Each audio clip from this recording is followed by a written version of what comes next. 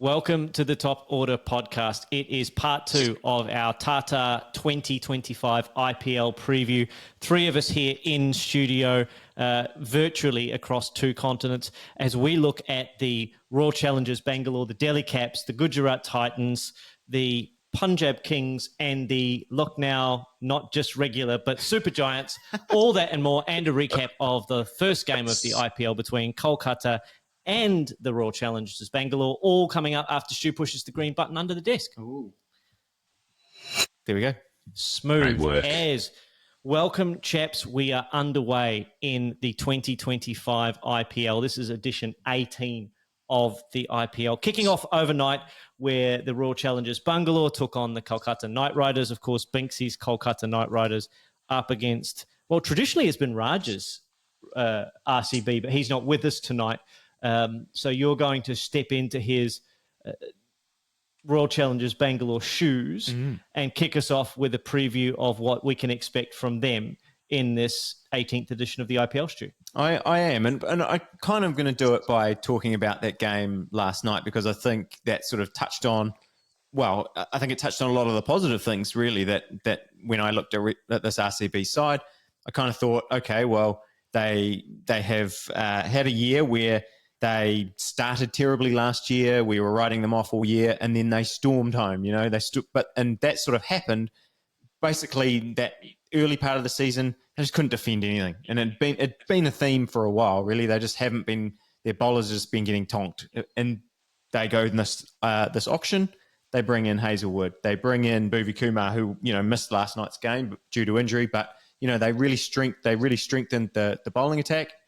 They also have done away with some of their big name, I suppose, recruits that they've often had. They've really, it's often felt like a side that has the star power, but maybe not these, the role players that you might need to fill out a side. And I think what they've gone and done in this form of the side that they've built is try and really go, okay, well, we want these 2 to open, Phil Salt and Virat Kohli. Then we want these players to be our middle order. And then we want, this bowling attack. And they've really sort of pieced it together, I think, a lot better than some of those star outlines have done. And you saw that on display last night. Josh Hazlewood comes in, the ball goes up in the air early on off Quinton de Kock's. Suyash drops that catch, and you're thinking, oh no, this is going to be another sort of RCB year.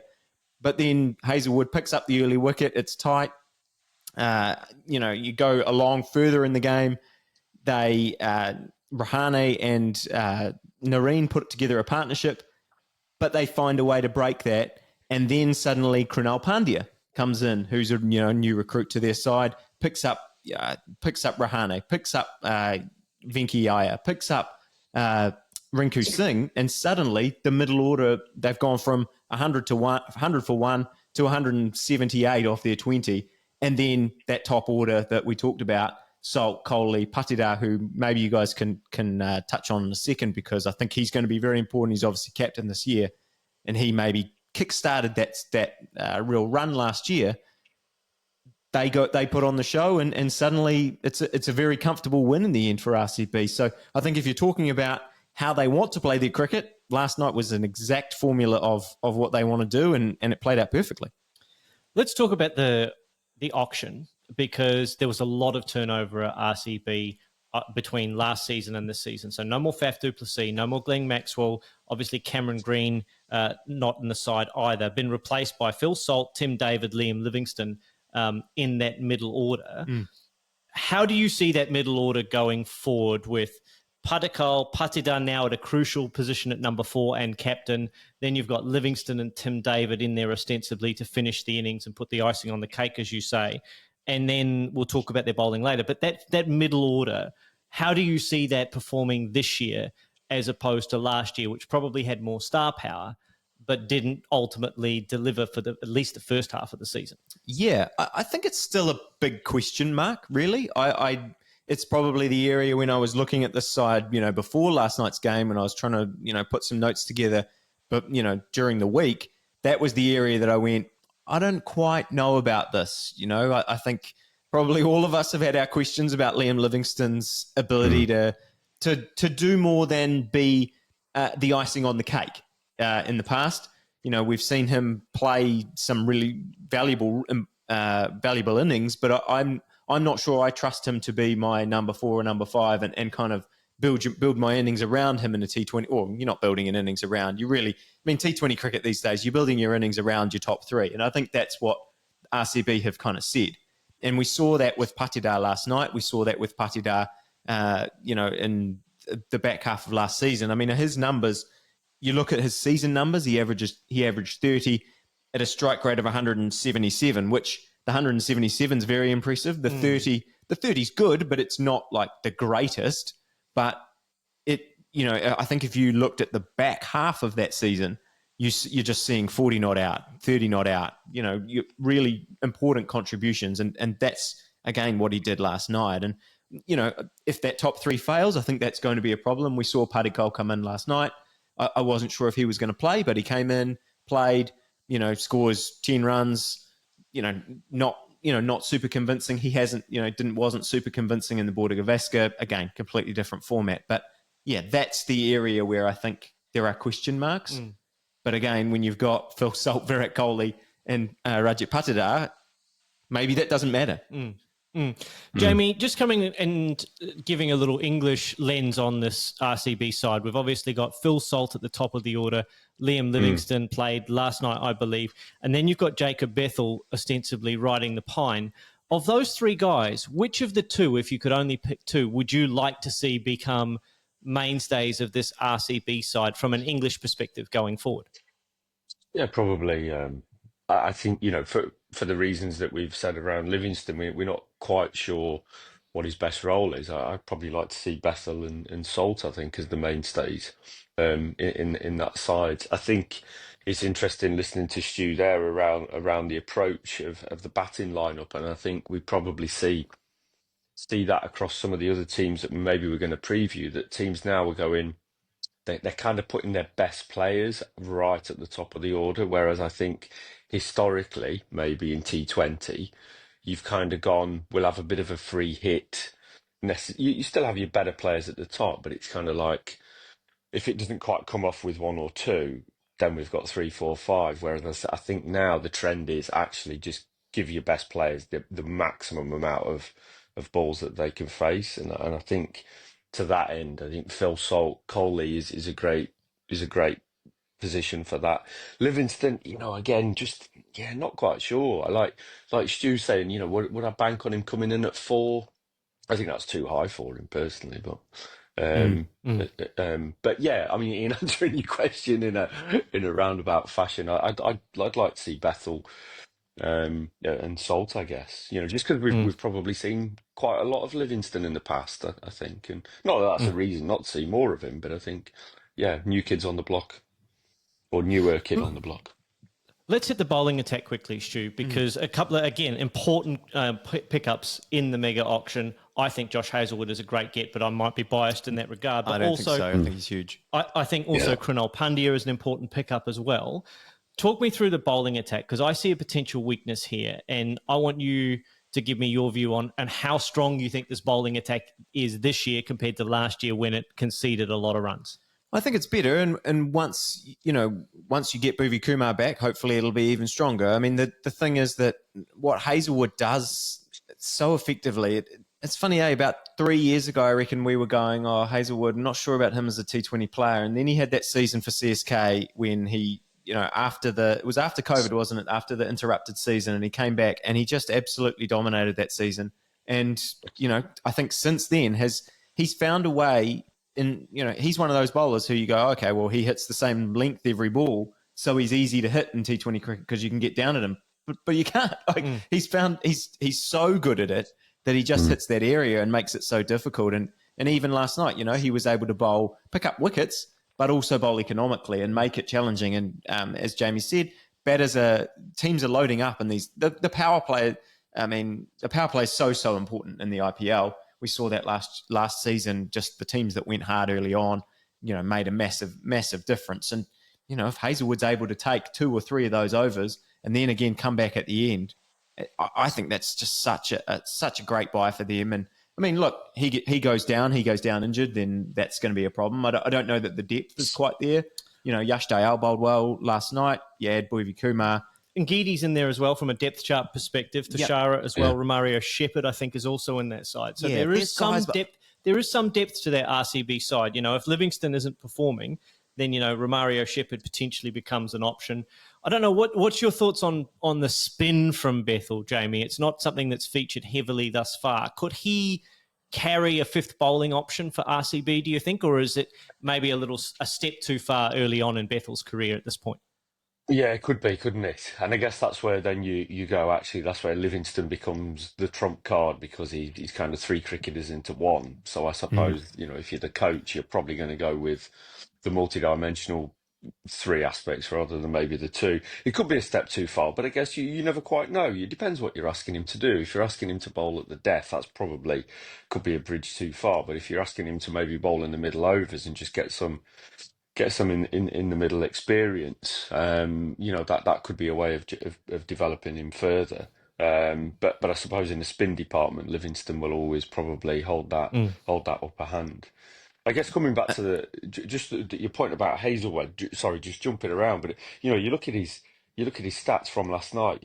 Economy rate of 5.5, bowling at the start and bowl at the end. I mean, if you can develop your bowling attack around that, that's phenomenal. But if he goes down injured, then that's a big void to fill. Then, isn't it? Going at less than 6 in those important overs and taking 2 wickets. That's huge if you can develop your bowling attack. But yeah, I think that. Yeah, sorry.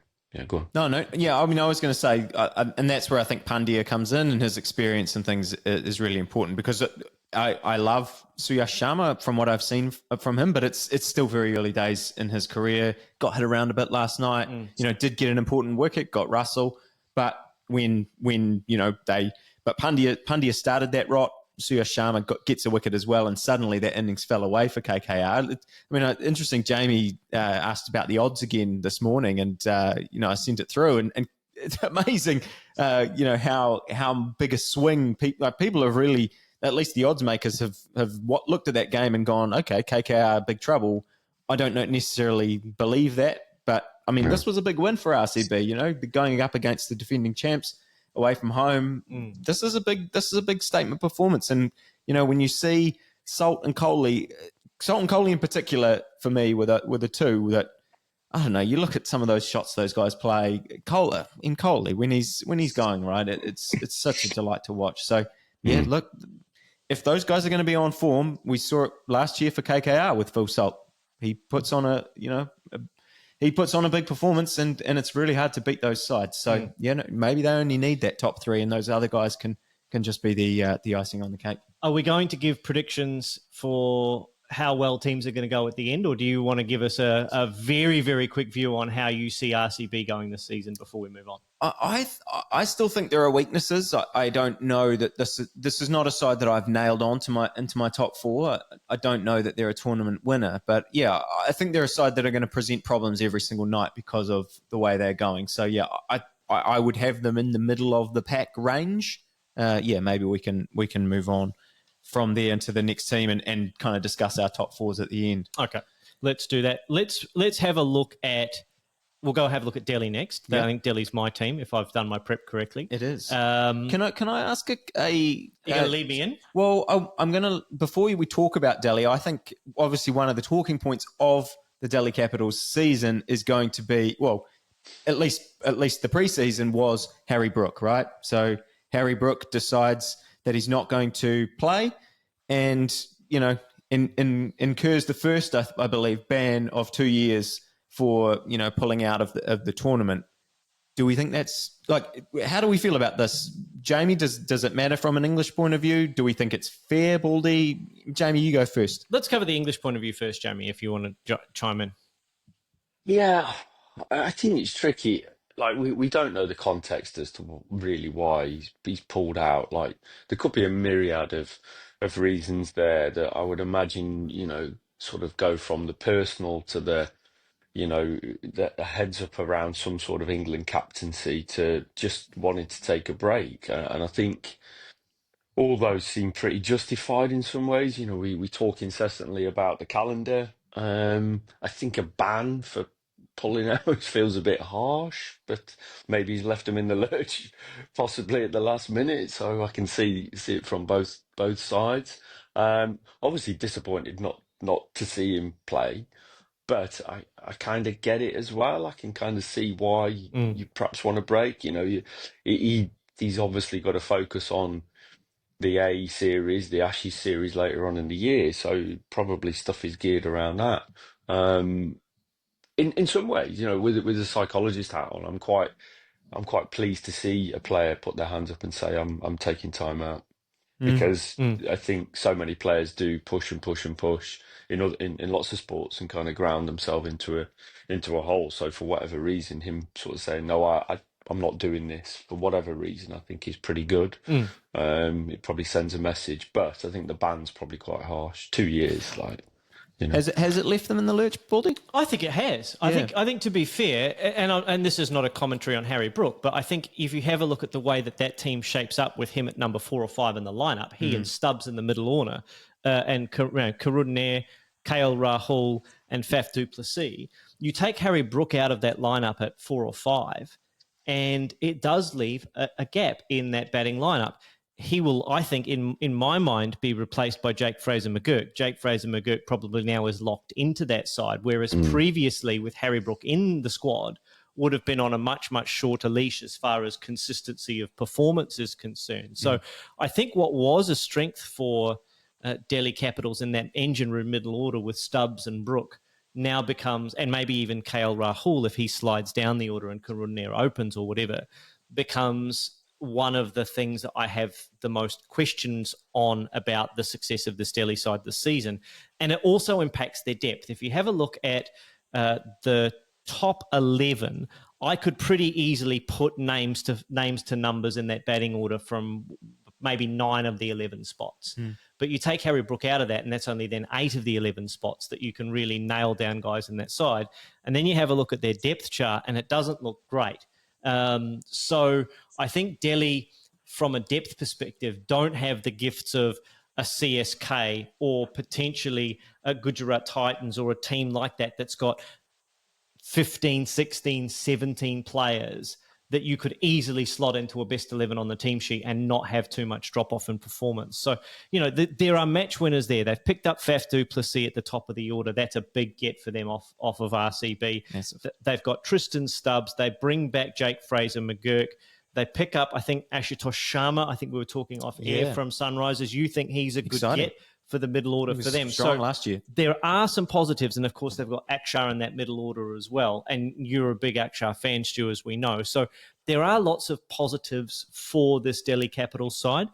But if you add up the sum of the parts, I'm not sure that we've got a top 4 side here on paper, at least. And I think they're going to have to come together and have a great year, all of them, to be able to win 8 games of cricket, even though they've got match winners in Mitchell Starc and Axar and Faf and KL Rahul, Kuldeep, etc. I mean, you can see the possibility, the potential, but if you have a look at 9 out of these 10 teams, have that same group of 7 or 8 guys that can win you 8 games of cricket. So I really think that this is potentially a side that's going to struggle this year, boys.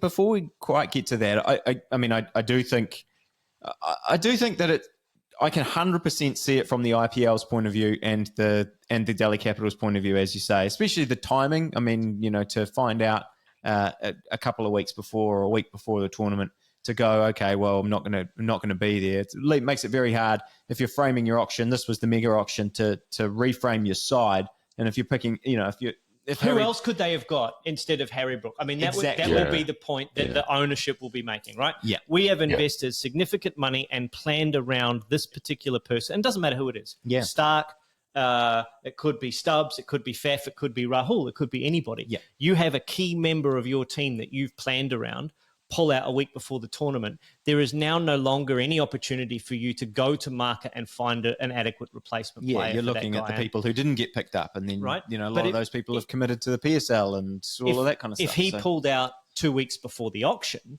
then at least in the planning room, you can go, well, okay, well, he's no longer on our board. Who else would we have slotted in from contingency plan A, B, or C? So look, it's absolutely his prerogative whether or not he wants to play in the tournament.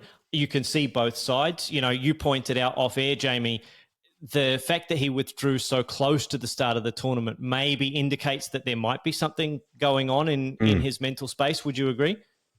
Potentially? Yeah, I think so. Yeah, because I think if you've sort of planned to commit to it and then or you realise you've overcommitted, you're probably going to have that. You'd like to think you'd have that conversation sooner rather than later. It feels like it's either an injury, it's either a personal issue, or there is something, you know, captaincy related or form related that just kind of, you know, is taking the priority. So, yeah, for it to happen so close would give an indication of that, I guess. But, you know, it's not for us to speculate, I guess. Exactly. And just before we move on, Stu, I think there's got to be something in it for ownership, right? There's got to be something in it for the team planning to be able to have some certainty that if you bid for a player, that they are going to be available to you from a contract perspective as well. So I think, you know, maybe a 2-year ban isn't quite the right answer, but I think there needs to be some certainty around if you make yourself available, you know, you need to make sure that you're available to play so teams can plan around you. Before we move on to another team, seeing as we've spent a lot of time actually talking about, you know, peripheral things, I do think one massive strength and something we should talk about, obviously between the two of us, we always want to talk about spin. Axar Patel, captains this year after Rishabh Pant disappearing to LSG. We'll now look at this with Axar and Kuldeep, who, I mean, you know, this is a year where we're going into the last IPL, I suppose, before the T20 World Cup that's going to be played in India. Those two, you know, we've seen how important Axar is to the Indian lineup in all formats, it seems, at the moment, or at least in the two white ball formats. We've, I said to you off air, I think this is the best combo of spinners in the whole tournament. I think they're top tier. If you want to quibble over Ravi Chandran Ashwin and Jadeja versus Kuldeep and Axar, you definitely could have that conversation, and we'll probably have that conversation off air after the podcast for 45 minutes or so. But they are definitely in tier one of the spin combinations. I have them right here alongside CSK, and I also have the Sunrisers in that same combination as well with Chahar and with Zampa. In that same breath as well. That's because I really, really rate Zampa as a T20 spinner. So they are definitely top tier. And I think you'd have to go a long way to find a better 1-2 punch as far as spinners are concerned, particularly when you throw in Akshar's batting in there. Not sure about his captaincy. We're going to see what happens with that as the tournament goes on. But he's going to have situations where his team is under a lot of pressure in this tournament. So it'll be interesting to see how they respond. Look, we're 25 minutes into a podcast that was supposed to be 6 or 7 minutes per team, and that's probably on me as host to move on. So we're going to bring Jamie in again, and we're going to talk about the Gujarat Titans. So this is a team that you're going to preview for us, Jamie. Plenty of English connections here. What have you got for us? Yeah, so again on current form, named after the Gujarat Titans. So bringing that kind of, I guess, greater emphasis in terms of the team name. We've got captain of Shubman Gill, coach of Ashish Nehra, kick off their first game of the tournament against the Punjab Kings on Tuesday. As all probably listeners and viewers will be aware, new team introduced in 2022. In terms of overseas players, got a real. I really I quite like the variety of what they've got actually in terms of the overseas. You know, Gerald Coetzee, got Glenn Phillips, Josh Butler, Kigiso Rabada, Kareem Janneh, Rashid Khan, and Sherfrain Rutherford. So a real sort of, I guess, variety. But I quite liked what they'd got there in terms of sort of, I guess, Indian expertise and experience. We got kind of the experience of sort of Ishant Sharma, you know, now probably in his prime at 36 years of age, and Yadav at 35, Mohammad Siraj, And then obviously, some prime candidates for some sort of player of the tournament in terms of Shubman Gill and talking to the spin department, I guess Washington Sundar as well. So some real quality in there. I think like last week, I really struggled to pick an 11, and I think maybe this says more about me again, and not wanting to ever make a decision. But I was struggling again to pick a starting 11. Um, I kind of sort of gone based on the theme of some of the other other teams that we've talked about. I kind of see that Butler. I don't know. Maybe putting my head out there, but does he open? Do you put him up I there? think he has to. I think he has to Yeah. open. He and Shubman Gill at the top are Yes. clearly the two locks. I have questions around who you put in at 3, 4, and 5. Well, I think Sai Sudarshan Well, will be 3. Yeah. I mean, he's been there and doing a nice job for them. I mean, I think, Jamie, the questions that we had off air when we were talking about this before the pod was really that middle order, because to me, when I look at that side, you named Washington Sundar, I having a look around and seeing some of the predicted lineups, Crick Info had him batting 5. They had him at 5, they had Tawatia at 6, they had Shahrukh Khan at 7, Rashid Khan at 8. It all feels, a little bit high for sort of all of those guys, and I don't know. And I think when I look at that, I think how important is it going to be that Shubman Gill and Josh Butler have massive seasons, Jamie? And that was exactly the sort of the summary I had. So I thought that their overseas recruitment has been decent. I think they've got clearly experience in the bowling department. Got some quite nice change up, but again, quite a lot of all rounders within the side. But I think it does place a massive emphasis, like you've said, Stu, on Gill, Butler. And if that doesn't come off, then what does that mean further down? And I then I couldn't really get the middle order. I wasn't quite sure. Where does Glenn Phillips come in? Does he come in? I'd like to think he does, but what role does he have? What position does he have? I could see him batting really early, potentially, if they lose early wickets. And is that good for him, or do you want him coming in, sort of middle of the, when the spinners are on, or do you want him, against the newer ball, as it were? So, from a New Zealand point of view, I would love to see them throw Glenn Phillips in at number 4 and say, look, Glenn, this is your IPL, this is your time to shine. I mean, New Zealand's been kind of doing that, bumping him up the order recent times in T20 cricket. They've been saying, he's been him and Daryl Mitchell have sort of been our 4 and 5, and the Pakistan series that's going on right now, it seems like New Zealand's completely changed their approach to how they bat at the top of the order. But before that, with Conway and Ravindra and Williamson at 3, it was really that engine room of Phillips and Mitchell. So that's where New Zealand want him to bat, and it would be fantastic if he gets that opportunity. And personally, I think he's going to have to. Look, maybe there are some young Indian players in this lineup that we don't know, being from outside and not seeing domestic cricket in India. But yeah, I mean, Baldy, you wanted to talk about their bowling attack, because Jamie's just ran a few off there, but didn't mention. Yeah, let's give Jamie the opportunity to walk us through that bowling. Or didn't even mention Prasadi Krishna, who is an international as well. So the stacked in the bowling side, but I don't know what's happening with the batting. I just couldn't.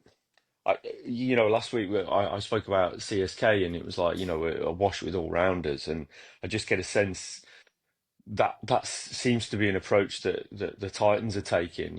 Like pack it full of all rounders with players that if you look at some of the stats, I was looking at the stats of some of the players, and like with the all rounders, that they are genuine all rounders. But could some of them take you deep if you needed to from a batting lineup? I think from a bowling department, they've got lots of change-ups, they've got lots of varieties.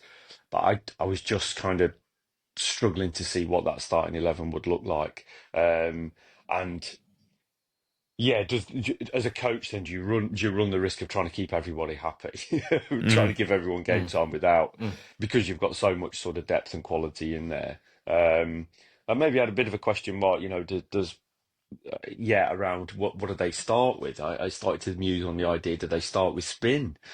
Could you see the Titans starting with spin rather than going with pace on, because I mean Sharma would probably take the new ball if fit and ready I to think go, I I think it'd be guess. Krishna and Siraj. Do they have Rapada?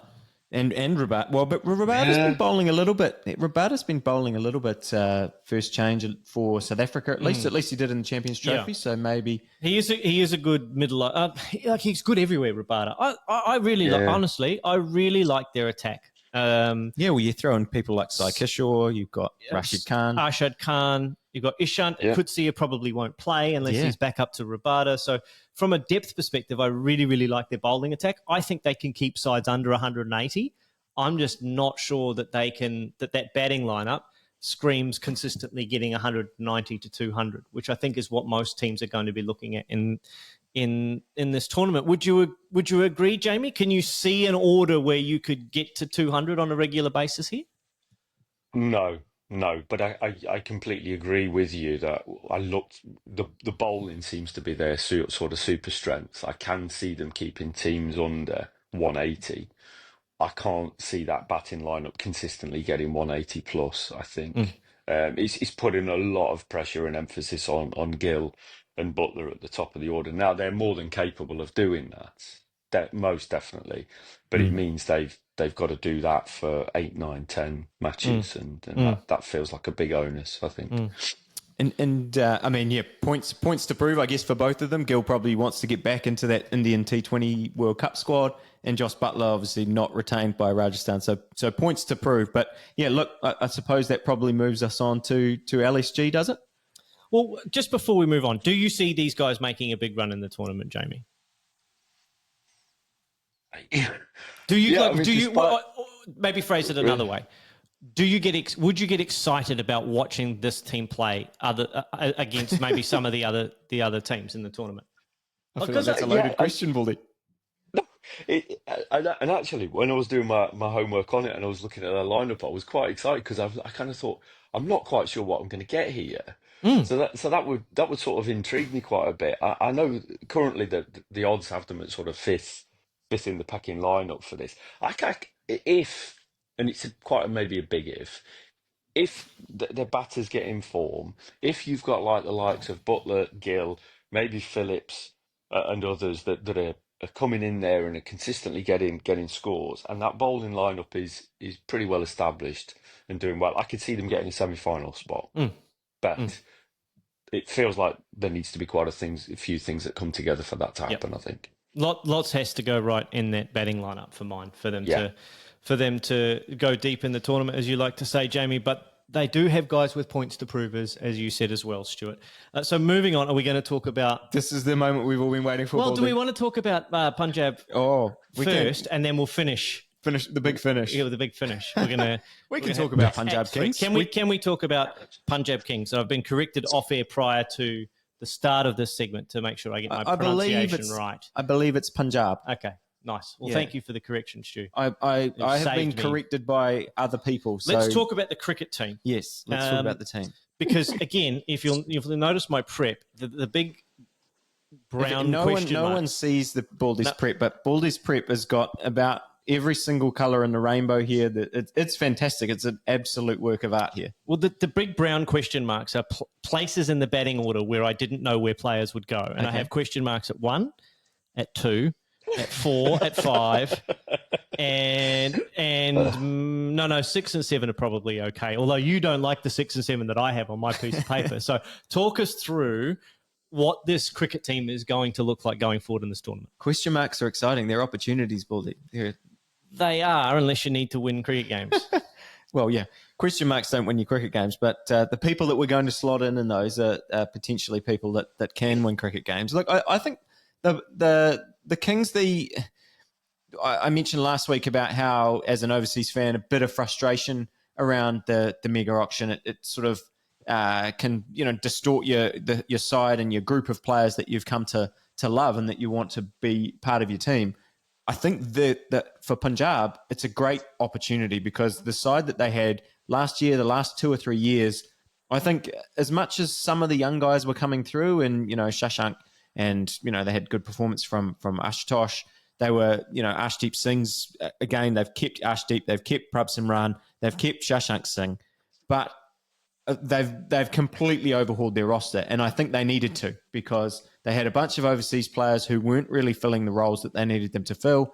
They had, just a lineup that was, they had Darwan in there who, been a fantastic performer as well, but he just, he's aged out of the tournament. So there were big gaps kind of all in their lineup, and they've been able to completely refresh their lineup. And now I think it's actually pretty exciting. I think they've gone, you've brought in Shreyas Iyer as captain, you've brought in Yuzvendra Chahal, you brought in Ricky Ponting as coach, who, again, he wasn't retained in the previous year. So, you could argue whether that's a good thing or not. And then, a host of different overseas players in Inglis, Maxwell, Stoinis, Aaron Hardy, Xavier Bartlett, the Aussie contingent, Ponting bringing in all the Aussies. But then, you've got Omatsai, you've got Janssen, Lockie Ferguson from New Zealand. So I think that overseas group gives you a huge amount of different options to maybe fill some of those question marks. And I think what's exciting, at least from the reports that I read, because look, I haven't seen these young guys play, but there are big raps on Priyansh Iyer. Ricky Ponting was talking him up as maybe one of those openers that's going to fill one of your slots there. There's a big talk about Suraj Shedge, who again could maybe fill one of the lower order sort of 6 or 7 sort of finisher roles. I really like Nihal Wadera, the little bits and pieces I've seen of him. So, I think there are a lot of match winners in this side. My big question mark, really, I would say Shreyas is just a massive plus at the form that he's looked in. My big question marks is really the rocks and diamonds kind of Australian players that they brought in. And I don't mean that in too much of a negative way, but I think a little bit negative, though. It's a little bit backhanded compliment there, really. Well, I think because of Maxwell and Stoinis, we've seen for a long time, and even at international level, right? These are guys that they are genuine match winners. They win you games. Maxwell saved our World Cup. Exactly. The only reason that we won that World Cup is because he saved us against Afghanistan. Yes, but I think what people have been frustrated by the careers of some of these guys is why can't he do that all the time? Why aren't we seeing this all the time? And so I think that if we're going to slot a couple of those guys in there, to your middle order or something, that's where we might have a bit of up and down. Or you've always thought, put Glenn Maxwell in at number 4, give him the more responsibility you give him, maybe the better he performs. So I don't know. What are you expecting from all these Australians, Baldy? Because again, Josh Inglis is there. He's someone we pinpointed last week when we were talking about someone who maybe took an opportunity in the past, 3 months, I suppose, in Sri Lanka, and then in this Champions Trophy, of someone who took an opportunity and went, actually, I'm pretty good international cricketer. Look, if you wanted, you could play all 4 Australian players, but that would A, be boring, and B, probably wouldn't give you the balance that you need to win 8 games to get you to the semi-finals. I think there are some very, very interesting potential international combinations that could play out in this Punjab side. I had Inglis in there at 4, and then I had Maxwell in at 5, and then some combination of Stoinis, Amartey, Janssen, Shashank, potentially Shedge. I didn't have him on my list, but you really like him. So there are different combinations that they can throw in there. I think a lot of it just comes down to, is Shreyas Iyer going to carry this team? Because if you have a look at the openers, both question marks around, are they established names that are going to give you the same kinds of performances that De Kock's going to give you for KKR, that Jaswell's going to give you for the Royals, that Kishan, Head, and Abhishek. We just talked about Butler and Salt and all these other guys. All these other guys, right? So those guys, I'm not necessarily saying they're a tier below, but they are going to have really good tournaments. They are going to have to step up a level to get to the level of some of these other big name players. So that's the only question I have on this Punjab side, Stu. But their spin, because I know you love talking about spin. They've picked up Chahal. They've picked up Maxwell in this auction. Do they have enough weaponry from a spin perspective, this team? Oh, yeah, I mean, I love Yuzi Chahal. I mean, I feel like his smile, I feel like it's so infectious. He just feels like he must light up a room, that guy, when he walks in anywhere. He seems so happy. I mean, again, he's someone that's completely fallen back in the pecking order in terms of India's spin options, whereas, you know, he was a huge option for them for a long time, and now he's behind, Kuldeep, he's behind Chakravarti, he's behind Axar. Again, he's got he's had to move, he hasn't had to move, but, he's moved franchises. And yeah, I mean, I think they can. Harpreet Brar, I've been impressed with whenever I've seen him bowl. So yeah, I think there's certainly enough there. And when you throw in the likes of Arshdeep, then you've got, I think the question mark is going to be like, how do we build our side based on the 4 overseas players that we have? Because they're super important, more important to this team, I think, than any other. Yeah, and the combinations, because it'll be like, do these young Indian batters perform?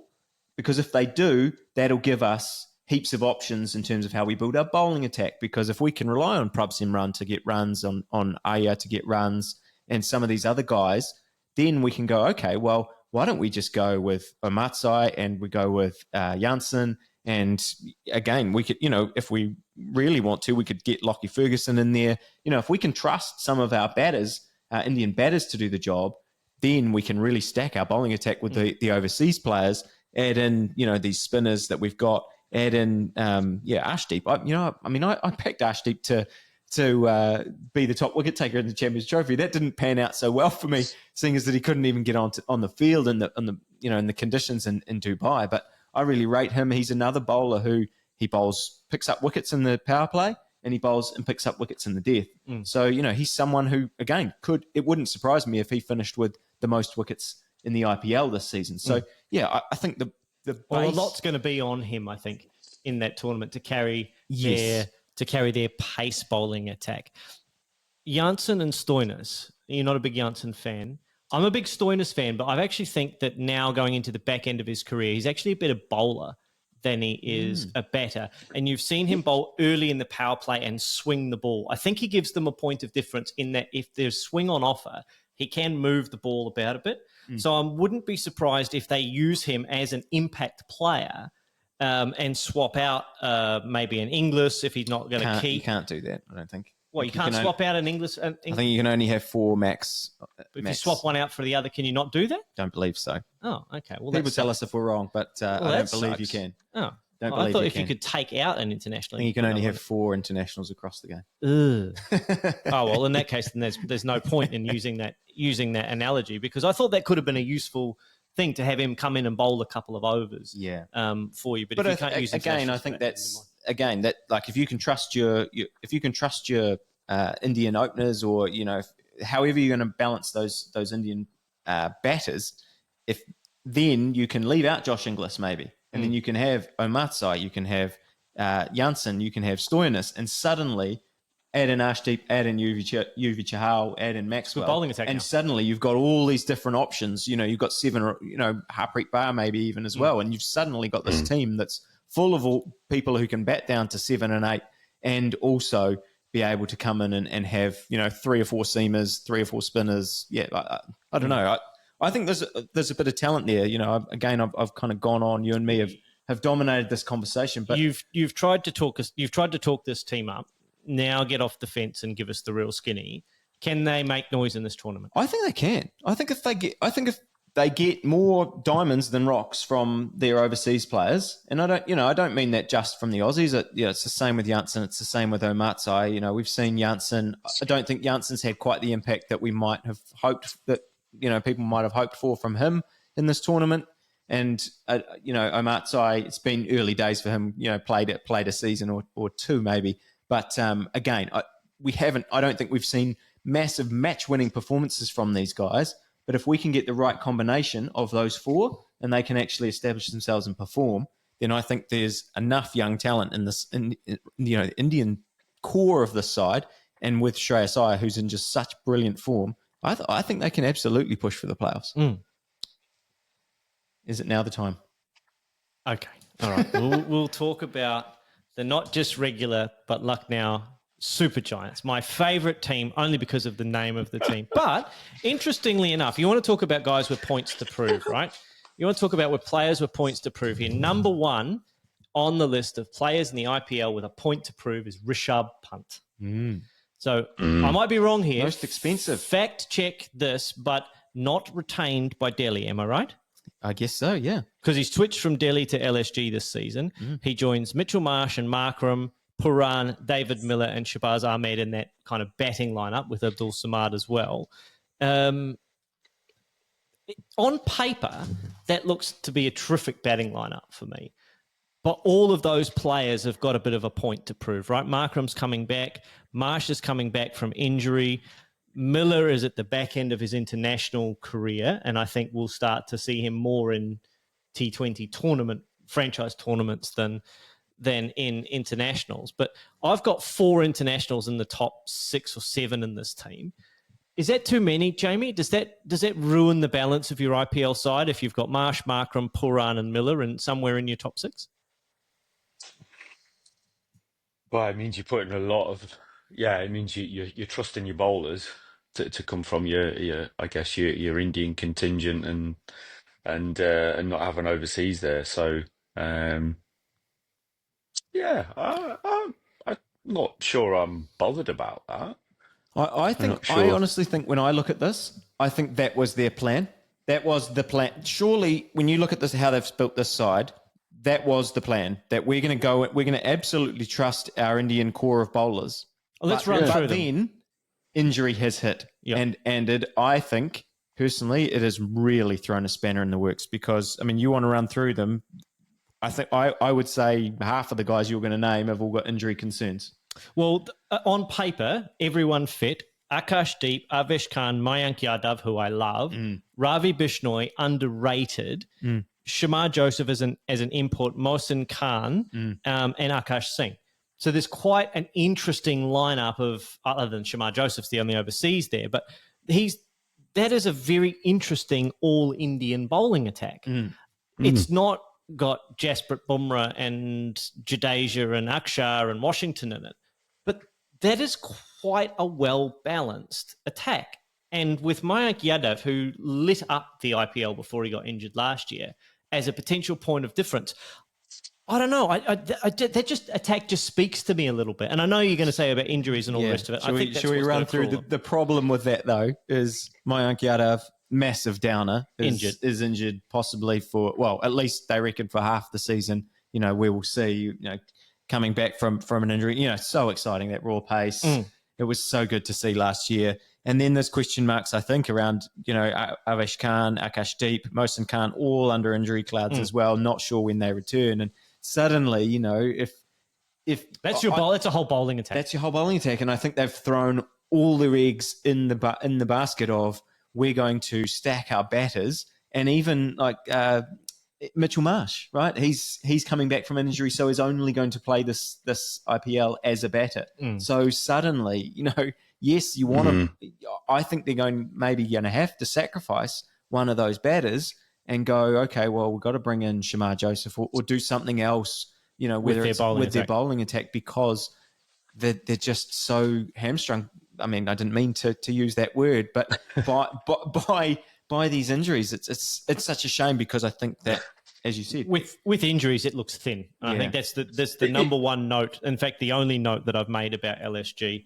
It is quite a brave strategy in terms of their recruitment. It's not one that we see across the other franchises where they've got probably so little overseas recruitment in a bowling department. They've gone with a clearly defined strategy of overseas players, top order, middle order, and then Indian bowlers to pack that out, which is a great strategy, but like you're saying, is flawed in some senses if you've got lots of injuries in your bowling department. So. You're absolutely right, and the guys that you've got in your overseas, if you count them as all-rounders, really you're only expecting 1 or 2 overs from Markram per game. You're really only expecting 1 or 2 overs from Marsh. So combined, those guys, great batters at the top of the order, but potentially they're at best your fifth bowling option in your probably attack. Sixth even, fifth or sixth. So that becomes doubly problematic when you've got injuries, because it's not like those guys can now then go, well, can we get 7 overs from Marsh and Markram? Well, if Marsh doesn't bowl, you definitely can't get 7 from that combination. So as much as I want to love the Super Giants, I just can't see them making much noise in this competition. And I know I've been down on my 2 picks, Delhi and Lucknow, in this preview, but I really can't see, when you look at the totality of the quality of the lineups with the Sunrisers, with CSK, with RCB, and those kinds of sides, can LSG foot it with teams like that? I'm not sure they can on a regular basis, to be fair. Well, I think that those injuries are just such a hammer blow to how they're going to go. Are you segueing us to predictions? I am segueing us to predictions, right? We've been on the fence all night, boys, in terms of how deep we think some of these teams can go in the tournament. What we're going to do, I want to start this off by saying I think there are 2 sides that are locks for the semi-finals, and I'm prepared to name one of them. Okay. Okay. You don't want to name 2? No, I'm only going to name one of them, because I think we want to go around. Well, I want to go around the table and go, okay, who's a lock for the semi-finals? Okay. I'm going to lock in CSK for the semi-finals. Ooh, okay. Does anyone else want to lock in a team? Does anyone disagree with CSK as a lock for the semi-finals? I don't have CSK. Okay. Jamie, did you have CSK for the semi-finals? I did. Good. Yeah. Good man. All right. Well, that's good. Right. You go next, Stu. Who have you got? Lock in a semi-finalist for us. You know who I'm going to lock in, don't you? You're going to lock in the Sunrisers? I am going to lock in the Sunrisers. Excellent. I had the Sunrisers as well in my locks. Did you have the Sunrisers and Jamie as a lock for the semis? Yes. Excellent. So we're 3 out of 3 as a lock for the semi-finals for the Sunrisers. So if you want to get on some smart money in this IPL, smart money is that Sunrisers finish 5th and miss out, because whatever we lock in, we know that we're always wrong.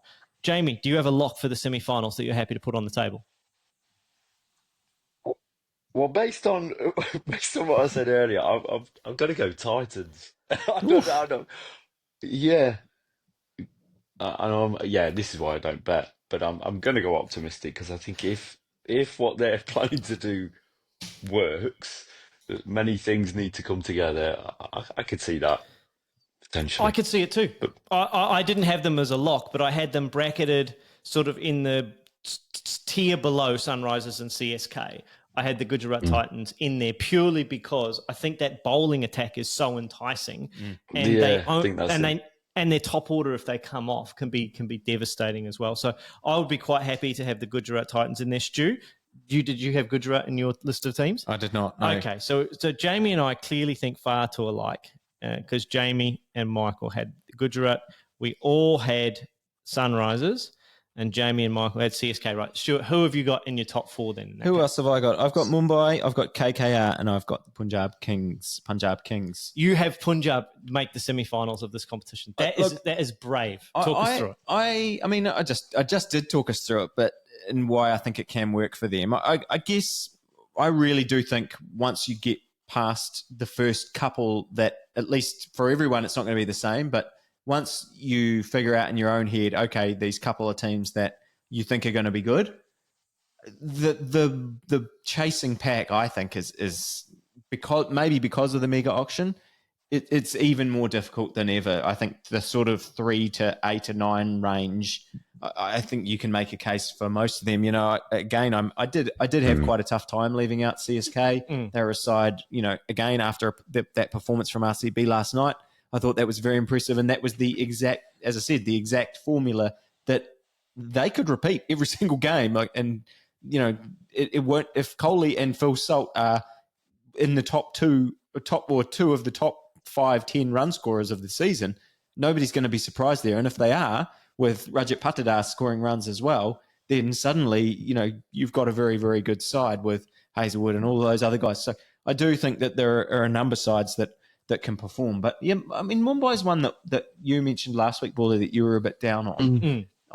I know they're missing Bumrah. You know, we don't know how long he's going to be out for, but the batting lineup is just so stacked, isn't it? The problem is if they I guess it was stacked last season, it didn't work. Yeah, if they start 1 and 3, they then have to win 7 out of 10, and I think that's really hard against the quality of opposition that you have, or the evenness of this competition in teams 3 through 8. I think 3 through 8, you could almost name them in any order and no one would look at you. I've looked at you sideways a couple of times about Punjab. But other than Punjab, I think if you named any of those teams 3 through 8, then you could probably make a case for any of those teams. You know, you've got Gujarat, KKR, RCB, and Mumbai at least in that conversation. I think at least. Did you have any others, Jamie, in the conversation for that chasing pack behind maybe the Sunrisers, CSK? All of the other 9 teams that we've named. Yeah. So I'll be with Stu around the Mumbai Indians. I think, you know, I can see them coming in, but yeah, just because they've got quality, but they have got injuries as well. So it kind of means that they've got to go on a fantastic run, as you say, Baldy. But yeah, I think they probably should be in the picture at some point, or in the conversation at least. It's the Mitchell Santner year.